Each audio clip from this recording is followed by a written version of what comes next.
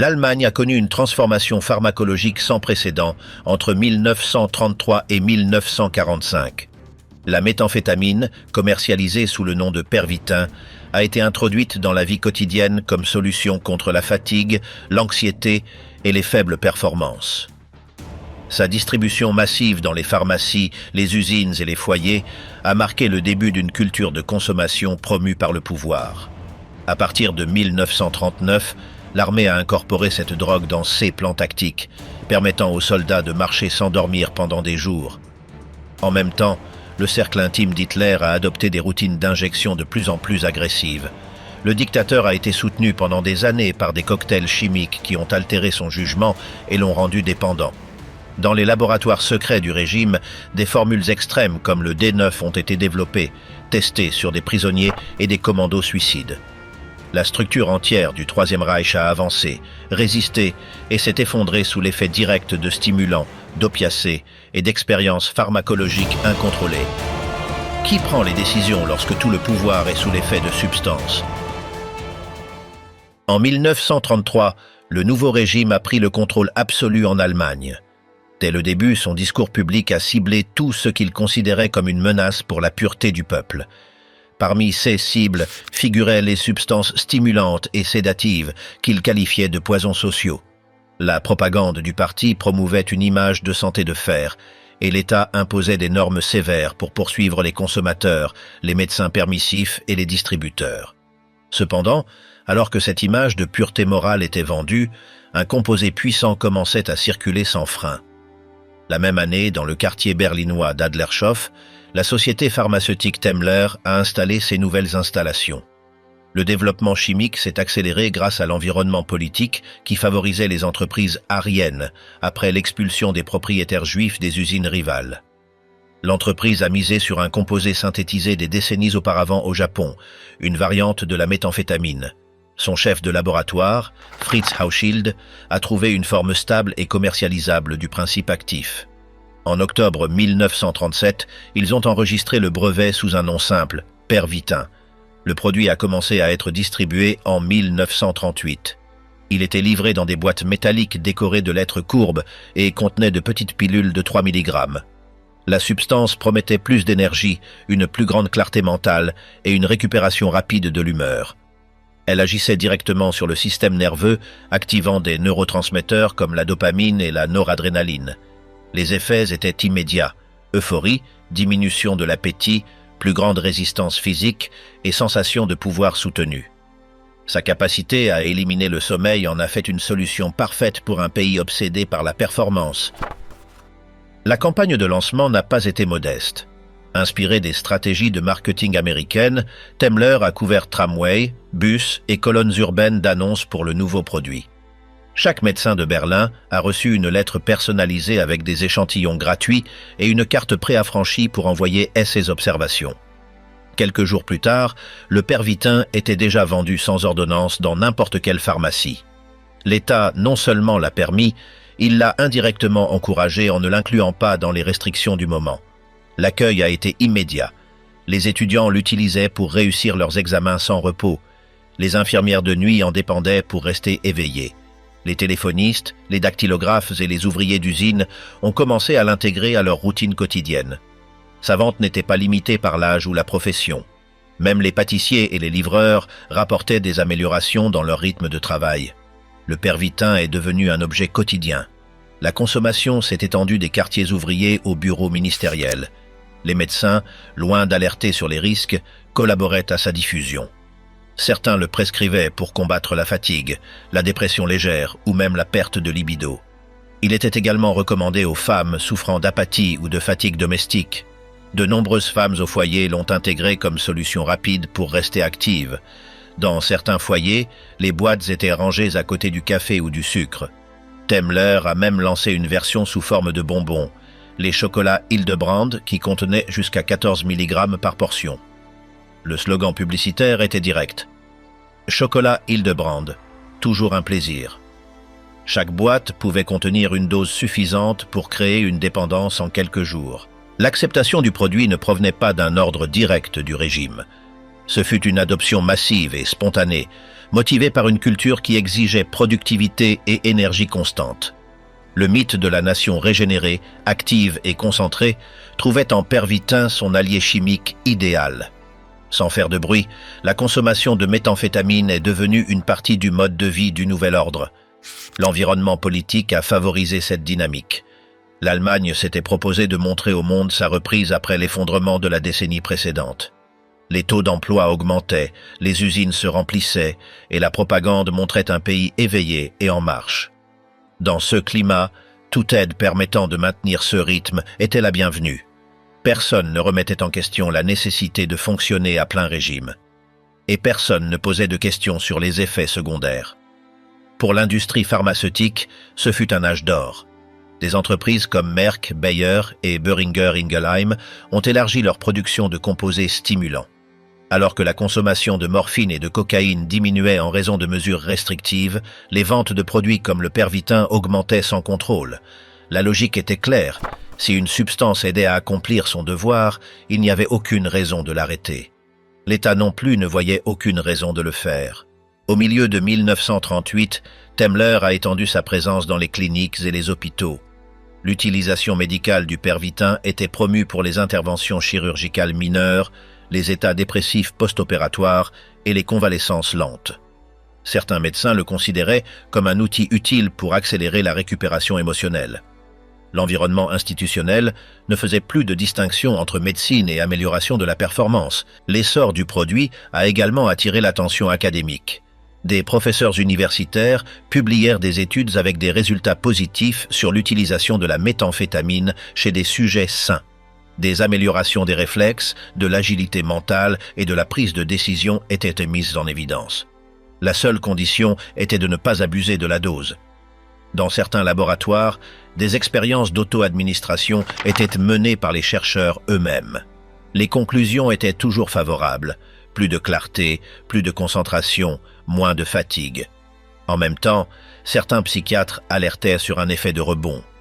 Une fois la stimulation passée, de nombreux consommateurs rapportaient de l'anxiété, de l'apathie ou des épisodes de confusion. Cependant, ces observations restaient en dehors du discours dominant.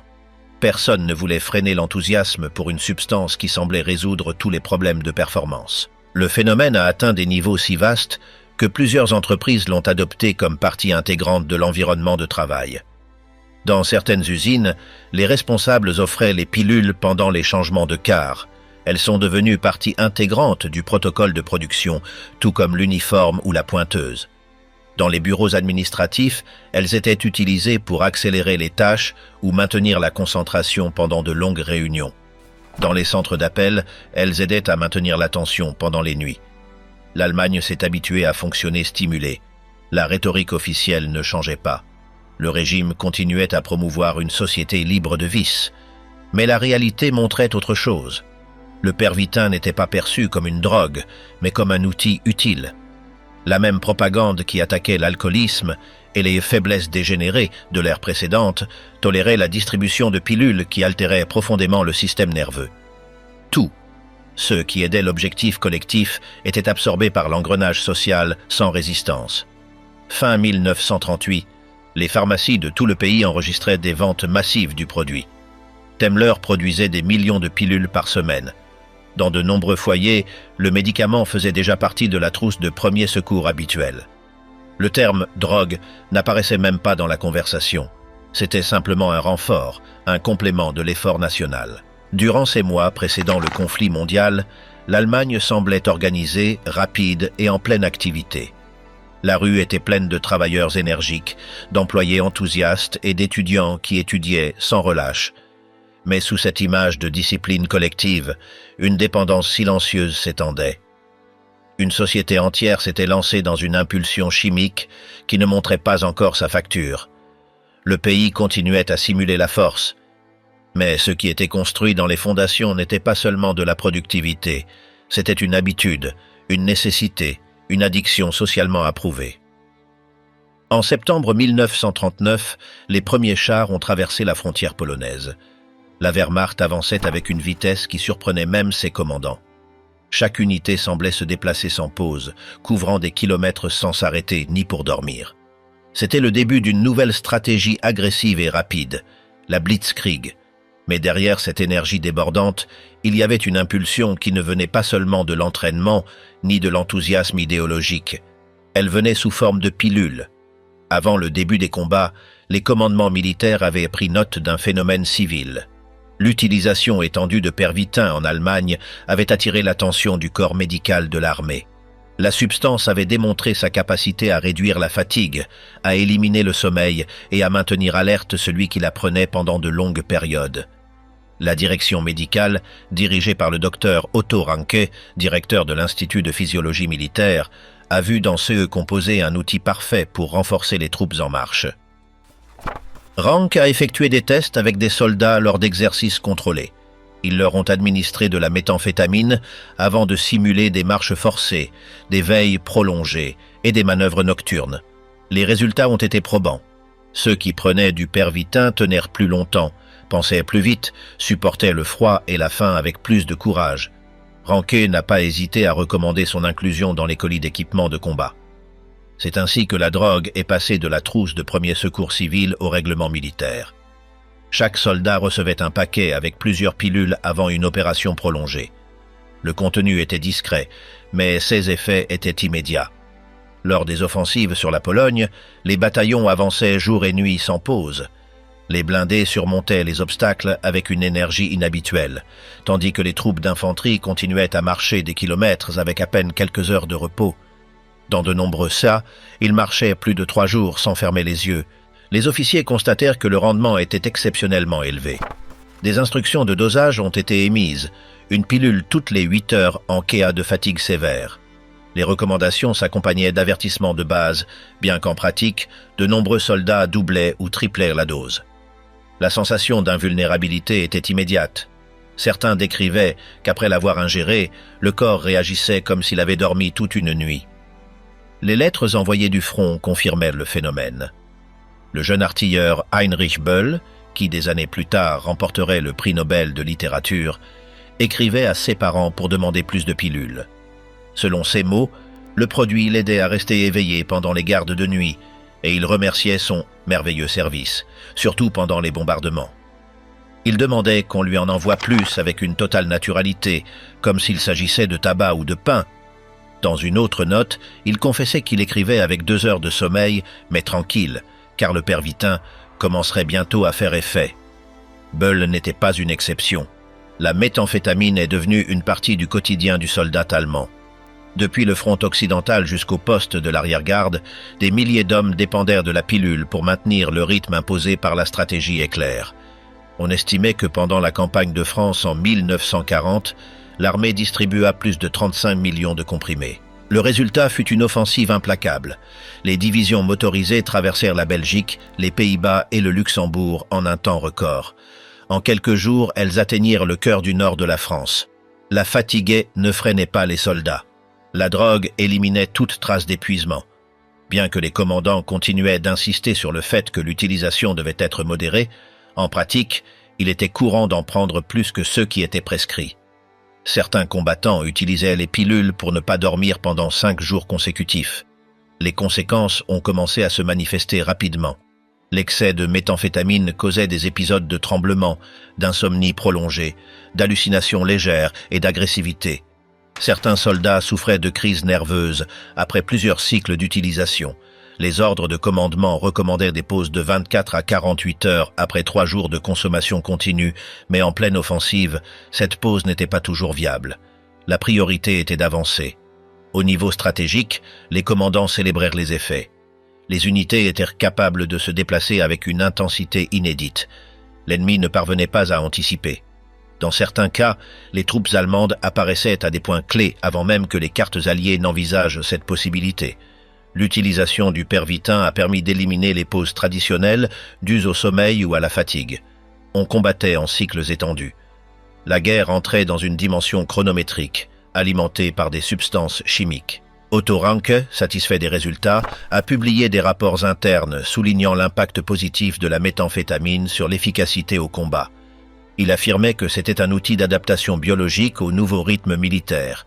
Selon ces analyses, les soldats parvenaient à maintenir des niveaux d'alerte et de coordination pendant des opérations prolongées sans réduire leur capacité tactique.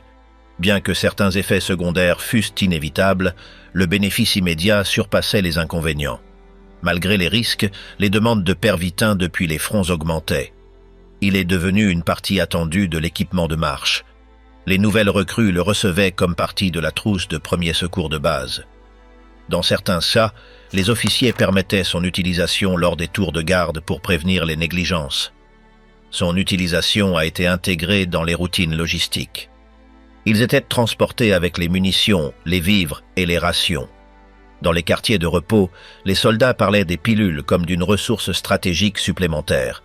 Ils les appelaient « bombes d'énergie »,« réveil-mort » ou simplement « l'impulsion ». Certains échangeaient des doses contre des cigarettes, du café ou des faveurs mineures. Son utilisation, bien que techniquement contrôlée, est devenue informelle et dérégulée. La nécessité de performer justifiait tout excès. Au fil des mois, les cas d'effondrement physique ont commencé à se multiplier. Les médecins militaires soignaient des combattants qui ne pouvaient pas dormir même après avoir arrêté de consommer. D'autres souffraient d'épisodes d'anxiété, de visions floues ou de pertes momentanées d'orientation. La ligne entre la veille productive et l'épuisement délirant est devenue floue. En parallèle, des rapports sur les effets secondaires sont apparus. Des soldats qui, après des jours d'activité, perdirent le contrôle dans des situations mineures, devenaient impulsifs ou agressifs sans raison apparente. Le haut commandement a commencé à considérer ces conséquences comme une partie inévitable du nouveau type de guerre. Une logique d'usure planifiée a été adoptée, presser les hommes tant qu'ils étaient utiles puis les remplacer. En 1941, les troupes ont été mobilisées pour une nouvelle opération massive, l'invasion de l'Est. L'avance sur le territoire soviétique exigeait un effort plus grand que toute campagne antérieure. Les distances étaient énormes, le climat plus extrême et la résistance plus féroce. Pour soutenir ce rythme, la demande de Pervitin s'est intensifiée. Le front oriental a exposé une nouvelle dimension du problème. Dans les longues colonnes qui traversaient l'Ukraine ou la Biélorussie, les soldats ne prenaient plus la substance comme soutien. Ils en dépendaient pour rester debout. Les réserves s'épuisaient rapidement et dans certains CA, elles étaient rationnées en priorité aux unités de combat direct. Les ordres médicaux tentaient de freiner l'abus, mais les circonstances obligeaient à maintenir l'approvisionnement constant. La drogue, qui au début s'était présentée comme une aide exceptionnelle pour des moments critiques, s'est transformée en une nécessité structurelle. Sans elle, de nombreuses unités s'arrêtaient. Le corps cessait de répondre. La résistance naturelle ne suffisait plus. Le corps militaire allemand avait construit sa capacité offensive sur une base artificielle, et cette base commençait à se fracturer. À l'arrivée de l'hiver 41, le front oriental s'est figé. La résistance soviétique, l'étendue du territoire et la chute des températures ont freiné l'avance. Les conditions étaient différentes. Le Pervitin n'offrait pas de chaleur. Il ne guérissait pas non plus la faim ni ne reconstruisait les muscles endommagés. Il ne faisait que maintenir éveillés des hommes épuisés, de plus en plus détériorés, de plus en plus brisés. Ainsi se termina l'étape la plus rapide de la guerre. Ce qui avait commencé comme une marche invincible, alimentée par une petite pilule, se termina sur un front statique où les corps épuisés commençaient à réclamer leur dû. En le printemps de 1936, un appel téléphonique changea le cours de la médecine au sommet du Troisième Reich. Le docteur Theodor Morell, un médecin privé connu à Berlin pour son habileté avec les injections et ses traitements alternatifs, fut contacté par le cercle intime de Hitler. Ce n'était pas une convocation ordinaire. La commande venait de la direction du parti, avec des instructions directes pour s'occuper de Heinrich Hoffmann, photographe officiel du régime. Morell se rendit à Munich. Il s'occupa du patient discrètement, traita une infection urinaire persistante avec ses méthodes habituelles et, en récompense, fut invité à un dîner chez Hoffmann lui-même. Cette nuit-là, parmi les convives, se trouvait le Führer en personne. Pendant la soirée, Hitler s'intéressa à la manière dont Morell avait résolu le problème médical de son vieux camarade. Ce fut alors que le leader du Reich lui parla de ses propres maux: troubles gastriques, coliques constantes, ballonnements abdominaux et fatigue chronique. Morell, habitué à offrir des solutions rapides, lui proposa un traitement basé sur des bactéries intestinales vivantes. le Mutaflor. Le produit, développé par le docteur Alfred Nissel, était composé de souches bactériennes résistantes, trouvées chez un soldat qui avait supporté les campagnes des Balkans sans tomber malade. Hitler accepta de l'essayer. Les effets furent immédiats. SE's symptômes s'atténuèrent en quelques jours. Satisfait, il le nomma son médecin personnel. À partir de ce moment, Morel devint une figure clé dans la routine privée du dictateur. Il commença par des injections de vitamines, de glucose, de composés minéraux et de préparations circulatoires. L'objectif était de le maintenir actif, éveillé, fonctionnel. Hitler rejetait les traitements conventionnels. Il fuyait les examens, évitait qu'on le touche. Il n'acceptait que les solutions qui offraient des résultats immédiats, sans question. Morel s'intégrait parfaitement à ce schéma. Avec le temps, les traitements s'intensifièrent. Il ne s'agissait plus de vitamines. Il commença à recevoir de l'Eucodal, un puissant opiacé dérivé de l'oxycodone. Le médicament, initialement conçu pour soulager les douleurs aiguës, fut administré par Morel comme stimulant énergétique. Il introduisit également le Vitamulti, un cocktail de stimulants, et renforçait parfois les sessions avec de la cocaïne nasale en solution pour la muqueuse. Chaque injection était une combinaison différente. Chaque jour exigeait une nouvelle dose. Le changement physique ne tarda pas à être visible. Hitler passa d'une apparence de faiblesse à une vitalité artificielle. Il parlait plus vite, marchait de manière agitée, réagissait brusquement. Certains notaient qu'il transpirait plus que la normale. D'autres commentaient ses tremblements dans la main gauche. Sa peau devint plus pâle, sa voix plus tendue. Les réunions étaient de plus en plus imprévisibles.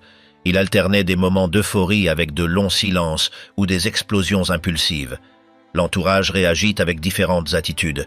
Joseph Goebbels tolérait la présence de Morel, bien qu'il le considérât grossier et répugnant. Hermann Göring le méprisait ouvertement. Heinrich Himmler évitait tout commentaire, mais en privé, il exprimait sa méfiance. Malgré les plaintes, personne ne put déplacer Morel. Hitler le défendait publiquement comme le seul capable de le maintenir en état de gouverner. Il affirmait que sans lui, ses maux l'auraient paralysé. Le rythme des injections augmenta. En 1942, Morel administrait plusieurs doses par jour. Chaque traitement était noté avec précision dans un registre clinique privé. Les substances variaient selon l'état d'esprit du dictateur. S'il était fatigué, il utilisait des stimulants. S'il avait des douleurs, il ajoutait des analgésiques. S'il se montrait anxieux, il combinait des opiacés avec des relaxants musculaires. Chaque dose devenait un outil pour modeler son état physique et mental. L'isolement de Hitler grandit également. Il passait plus de temps à son quartier général, évitait le contact direct avec les hauts commandements et ne faisait confiance qu'à quelques assistants. Morel était l'un des rares à avoir un accès libre à sa chambre. Il l'accompagnait lors des voyages, des réunions, des discours et même des repas privés. Il lui préparait des infusions, des toniques et ajustait les doses selon ses réactions. Son influence dépassait celle de tout médecin traditionnel. Pendant ce temps, d'autres membres du cercle du pouvoir commencèrent également à imiter ses habitudes. Certains officiers de la SS recevaient des préparations injectables similaires. Les injections de renfort devinrent une mode parmi les hauts fonctionnaires. Il n'était pas rare que des ministres, des conseillers ou des secrétaires de confiance demandent à Morel de petites doses avant un discours, une négociation ou une tournée. La dépendance chimique s'installa progressivement parmi les piliers du régime. La situation de Hitler, cependant, était différente. Son lien avec les substances n'était pas occasionnel, mais constant. Chaque matin commençait par une injection. Pendant la journée, il en recevait d'autres, selon le calendrier interne de Morel. Les nuits étaient accompagnées de préparations qui l'aidaient à digérer ou à s'endormir. Les décisions étaient prises au milieu d'une brume pharmacologique. Le commandant suprême du Reich ne fonctionnait plus sans intervention chimique. Ses aides les plus proches le notaient. Certains le justifiaient comme une nécessité médicale. D'autres commençaient à douter de son jugement. Les rapports devenaient plus imprécis, les ordres plus impulsifs. Le ton de sa voix devenait plus irritable. Les réunions se raccourcissaient. Parfois, des jours passaient sans qu'il n'apparaisse en public. À d'autres occasions, il se montrait avec une énergie débordante, donnait des discours prolongés ou exigeait des manœuvres complexes sans consulter l'état-major. Les registres de Morel révèlent qu'entre 1943 et 1944, Hitler reçut des injections combinant au moins 20 substances différentes. Certaines étaient légales, d'autres n'étaient pas autorisées pour un usage médical régulier. Elles incluaient des extraits hormonaux, des sédatifs, des alcaloïdes et des composés expérimentaux. Tout cela dans le but de maintenir le Führer actif, concentré et sans douleur. Pendant ces années, la routine du dictateur fut complètement liée à la main de son médecin. Morel organisait les horaires, contrôlait les accès et décidait même quand Hitler pouvait recevoir des visites. Les militaires et les fonctionnaires devaient attendre à l'extérieur pendant les applications. Le calendrier du leader allemand fut subordonné aux aiguilles. Les effets secondaires devinrent évidents. La perte de poids fut progressive. L'irritabilité augmenta. Les tremblements devinrent permanents. Les cernes s'accentuèrent. Certains assistants parlaient à voix basse de son haleine aigre et de sa difficulté à maintenir sa concentration. D'autres mentionnaient qu'il semblait vivre dans un état de tension constante, comme s'il ne se reposait jamais complètement.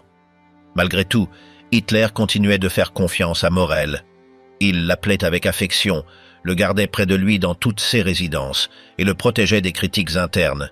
Il lui accorda même une maison de luxe en paiement de ses services et le défendait face aux ministres les plus sceptiques. Pour lui, il n'y avait pas d'autre médecin capable de le maintenir debout. Sa dépendance était totale. L'image publique continuait de montrer un leader fort. Mais ceux qui le voyaient de près savaient que derrière l'uniforme, les discours et les gestes martiaux, se trouvait un homme soutenu par des injections quotidiennes, piégé dans une routine de consommation qu'il ne pouvait plus interrompre. Entre le silence de ses collaborateurs et la fidélité de son médecin, Hitler avait cessé d'être autonome. Vers la fin de 1944, sa vie tournait autour de la routine chimique. Chaque décision, chaque apparition, chaque moment public était influencé par des substances qui agissaient sur son système nerveux. La guerre suivait son cours, mais le commandant qui la dirigeait depuis ses bureaux vivait déjà dans une bulle pharmacologique sans retour. Au cours de la dernière année du Troisième Reich, Hitler passait ses jours enfermé sous terre. Son corps ne répondait plus avec fermeté. Il avait le dos courbé, les yeux enfoncés et la main gauche tremblante sans contrôle. Les réunions étaient brèves. Les ordres sortaient entre des pauses nerveuses. Chaque décision était accompagnée d'une injection. La routine pharmacologique était devenue le seul soutien du dictateur. Le docteur Morel continuait à l'injecter quotidiennement. Il ne s'agissait plus de maintenir son énergie, mais de le maintenir debout. Les doses incluaient des stimulants, des opiacés et des mélanges avec des dérivés synthétiques qui ne figuraient pas dans les manuels médicaux courants. Dans le bunker de Berlin, entouré de destruction, Morel ajustait les flacons et appliquait les substances, tandis que les bombes tombaient en surface. Hitler, détérioré mentalement et physiquement, continuait de croire à la possibilité d'une contre-offensive. Son regard se perdait pendant les rapports. Il écoutait avec difficulté. Il donnait des ordres déconnectés de la réalité. Il ne dormait pas plus de quelques heures. Chaque journée était soutenue par des seringues. Son système nerveux était soumis à un cocktail de substances qui altérait sa perception, son jugement et sa résistance. Morel, épuisé par la pression, commença à enregistrer des épisodes de stress extrême. Il n'avait plus de contrôle sur les réactions du patient. Les réponses étaient imprévisibles. Parfois, après l'injection, Hitler semblait retrouver de la force pendant quelques minutes. À d'autres occasions, il restait dans un silence absolu. Il y avait des jours où il ne parlait pas pendant des heures. Ensuite, il exigeait des réunions à l'aube, ou prononçait des discours désordonnés devant ses officiers. Pendant ce temps, les SS lancèrent des projets parallèles pour reprendre l'initiative sur le front. L'un d'eux fut le développement du composé D9. Cette formule combinait cocaïne, morphine et méthamphétamine. Son objectif était de créer des soldats capables de supporter la douleur, d'ignorer la fatigue et d'accomplir des missions suicidaires sans poser de questions. Les premiers essais furent réalisés dans des camps de concentration avec des prisonniers utilisés comme sujets de test. Le composé fut également appliqué à des unités spéciales sélectionnées pour des sabotages, des attaques de résistance et des opérations nocturnes. Les soldats drogués au D9 pouvaient marcher des kilomètres sans s'arrêter, résister à des blessures graves sans se plaindre et rester éveillés pendant des jours. Mais les effets secondaires étaient brutaux. Hallucinations, effondrement physique, paranoïa aiguë et perte totale de volonté propre. Dans les dernières semaines du conflit, des groupes de commandos suicides formés de volontaires drogués firent leur apparition. Ils étaient envoyés pour freiner les avancées ennemies avec des missions sans retour. Leurs corps étaient retrouvés les yeux exorbités, le cœur paralysé ou convulsant dans les tranchées. Certains continuaient de marcher sans direction après que leurs unités eurent été anéanties. Ils ne distinguèrent plus les ordres, ni ne reconnaissèrent les visages. Leur conscience avait disparu sous les drogues. Dans les camps de concentration, la situation atteignit également des niveaux extrêmes. Face au chaos, certains superviseurs autorisèrent l'administration de substances aux prisonniers pour les soumettre, les punir ou expérimenter. Dans des lieux comme Sachsenhausen et Mauthausen, les détenus étaient contraints de consommer des composés similaires au D9 pour évaluer combien de temps ils pouvaient résister avant de s'effondrer. Parfois, on cherchait à tester de nouvelles formules. À d'autres moments, on leur en donnait simplement pour divertir les officiers avec leur dégradation. Beaucoup tombaient au sol avec des convulsions. Certains marchaient en cercle pendant des heures jusqu'à perdre connaissance. D'autres s'effondraient sans connaître leur nom. Les médecins qui dirigeaient les expériences enregistraient chaque réaction comme partie d'une statistique inutile. On ne cherchait plus de résultats scientifiques. C'était une routine de désespoir, de cruauté et de déséquilibre chimique. Sur le front intérieur, l'effondrement était évident. Des troupes entières recevaient des pilules de pervitin sans contrôle de dose. Les ordres devenaient contradictoires. Les soldats passèrent des jours sans dormir. Ils marchaient jusqu'à tomber. Ils se déshydrataient sans s'en rendre compte. Dans les hôpitaux de campagne, les médecins traitèrent les symptômes sans en comprendre les causes. Certains combattants arrivaient avec des tableaux d'agitation totale. D'autres étaient plongés dans des états catatoniques. Les registres de l'époque montrent qu'entre janvier et avril 1945, les livraisons de pervitin aux unités isolées se multiplièrent. La chaîne d'approvisionnement traditionnelle était rompue, mais les enveloppes de drogue arrivèrent via des liaisons improvisées. Les flacons, les ampoules et les pilules étaient prioritaires par rapport à la nourriture ou aux vêtements. L'armée avait cessé de fonctionner comme une structure militaire. Elle était devenue un ensemble de corps dopés luttant par réflexe. À Berlin, à l'intérieur du bunker, la situation atteignit la limite. Morel ne savait plus quoi donner à Hitler. Les injections perdèrent leur effet. Les réactions devenaient plus violentes ou plus éteintes. Parfois, Hitler hurlait pendant les applications. D'autres fois, il ne répondait pas du tout. Il y avait des jours où il restait debout sans parler, regardant dans le vide. Parfois, il délirait à voix haute, mentionnant des armées qui n'existèrent plus ou des généraux qui étaient morts. Le personnel du bunker vivait dans un état de tension permanente. Les pièces sentaient l'alcool médical, la sueur et l'humidité. Les voix étaient étouffées. Personne ne savait combien de temps il résisterait. On discutait de routes d'évasion, de doses minimales pour rester actif et de décisions qui ne suivaient plus aucune logique. Certains officiers demandaient des injections à Morel pour se calmer. D'autres cherchèrent des moyens de s'évader. Il y avait ceux qui s'enfermaient en silence pendant des heures. Les scènes étaient absurdes. Des officiers qui tremblaient avant d'entrer dans la chambre du Führer. Des secrétaires qui ne pouvaient pas tenir le crayon pour écrire les décrets. Des gardes du corps qui demandaient du pervitin pour ne pas s'endormir dans les couloirs. Tous savaient que la fin était proche, mais ils continuaient à appliquer des seringues, à distribuer des pilules et à maintenir la fiction qu'il y avait encore un Reich à défendre. Les communications avec l'extérieur étaient coupées. Seuls des rapports de destruction arrivaient. Des villes en ruine, des divisions entières disparues, des alliés avançant sans frein. Malgré cela, on répétait des phrases vides, on dessinait des lignes défensives inexistantes, on faisait appel à l'esprit allemand. En réalité, il ne restait plus de soldats, ni de munitions, ni de direction. Il ne restait que des corps consumés par la chimie. Le quotidien était une succession de délires, d'injections et d'attentes. Les yeux de Hitler étaient éteints. Son visage avait perdu toute expression. Il mangeait à peine. Il dormait par intermittence. Son corps était soutenu par un régime de substances qu'il ne pouvait plus interrompre. Les médecins tentaient de dissimuler la détérioration. Mais personne n'y croyait. C'était visible à chaque pas, à chaque geste. Dans les derniers jours, le chaos devint total. Personne n'obéissait aux ordres. Les seringues se confondaient. Les doses étaient improvisées. On utilisait des restes de flacons périmés. Certains soldats cherchaient leur propre combinaison. Le langage se déformait. Les regards étaient perdus. Personne n'avait de clarté. Les drogues, qui au début avaient été vues comme un outil de victoire, devinrent un symbole de la défaite absolue.